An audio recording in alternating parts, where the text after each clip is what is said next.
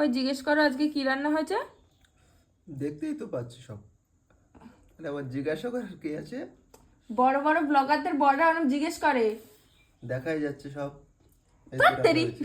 আমি বলে নিচ্ছি, তুমি চুপ করো।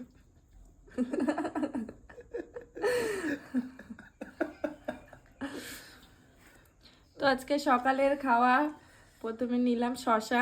একদম তাড়াহুড়ো করে রান্না করতে হয়েছে, কারণ আর টাইম পাইনি। ঘুম থেকে উঠতে এত লেট হয়ে যাচ্ছে কদিন। সঙ্গে একটু লেবু নিলাম, কারণ ডাল বানাতে হয়েছে আজকে নিরামিষ যেহেতু। সঙ্গে একটা লঙ্কা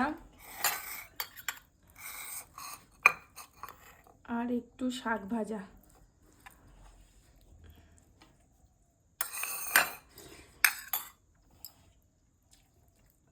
বেগুন ভাজাটা আমি একটু বেশিই ভালোবাসি, তো 2 পিস না 4 পিস নেব।